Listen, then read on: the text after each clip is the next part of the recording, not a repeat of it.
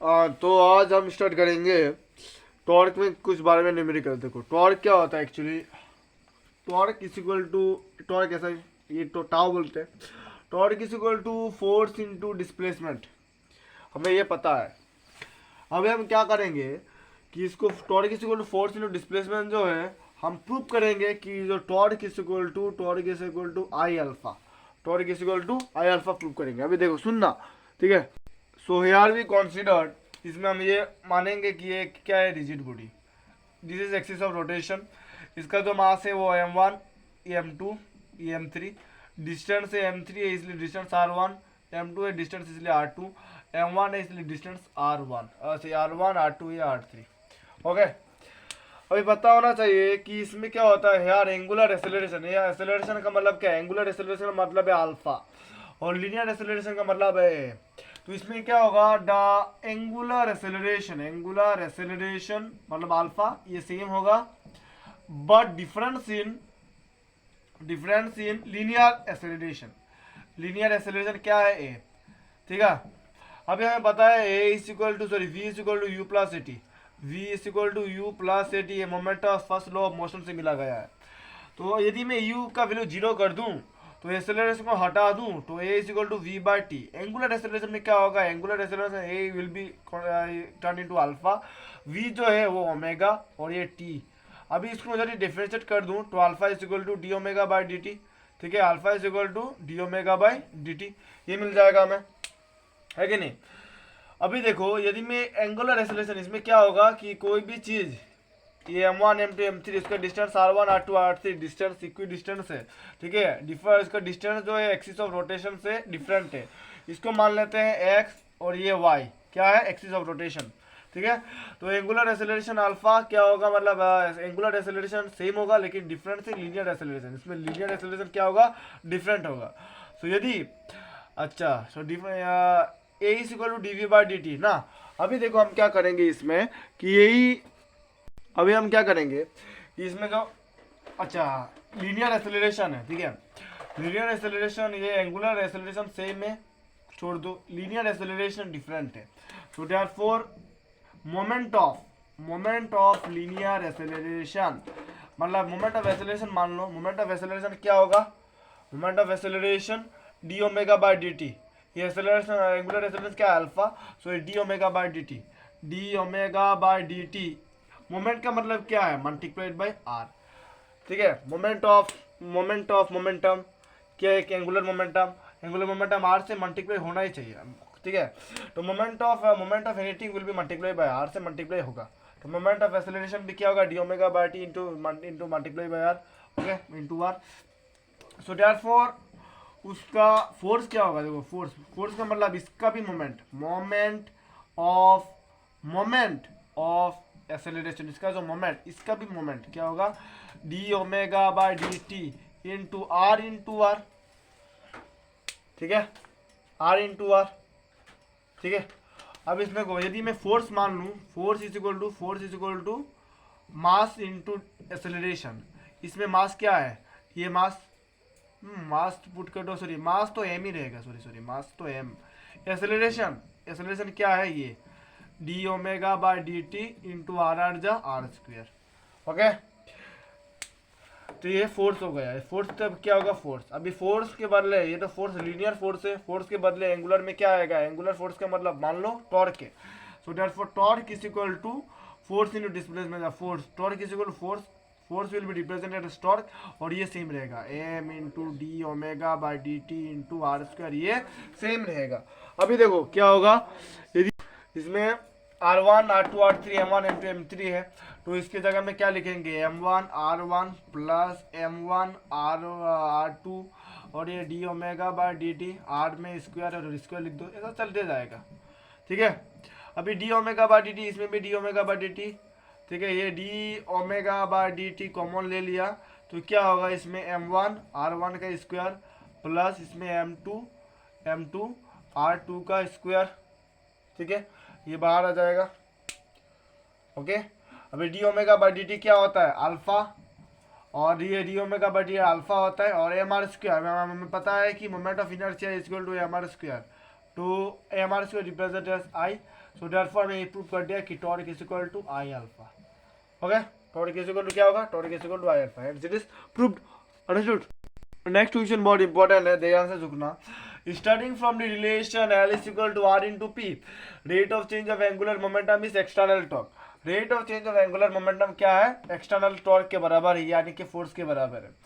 तो हमें प्रूव करना है कि जो टॉर्क है, torque is equal to force into displacement. अभी सुनो, फोर्स और डिस्प्लेसमेंट का क्रॉस प्रोडक्ट क्या होगा, टॉर्क होगा, ये प्रूव करना है। फोर्स और डिस्प्लेसमेंट का क्रॉस प्रोडक्ट क्या होगा, टॉर्क होगा। तो इसमें रिलेशन दे दिया है एल इज इक्वल टू, इसमें given L is equal to R into P. ठीक है, अभी देखो कोई वैल्यू सिल्यू तो नहीं दिया है, तो कभी यदि वैल्यू नहीं दिया था तो हमको क्या करना है, डिफरेंशिएट। हमें क्या करना पड़ता है, डिफरेंशिएट करो तो ये क्या होगा, D L by D T is equal to ये D R by D T into इसके साथ क्या है, पी प्लस, अभी पी का डिफरेंशिएट करो, D P by D T किसके मल्टीप्लाई है, आर साइड के मल्टीप्लाई। अभी देखो बट हमें पता है कि जो इसको तो डी एल है ना, D R by D T into P. देखो क्या होगा, ध्यान से सुनना, इसमें डी आर क्या है, डी आर डिस्प्लेसमेंट है, डिस्टेंस है। सो डिस्टेंस बाई टाइम किसके इक्वल होता है, स्पीड का मतलब वेलोसिटी डिस्प्लेसमेंट बाय टाइम में वी लिखूंगा।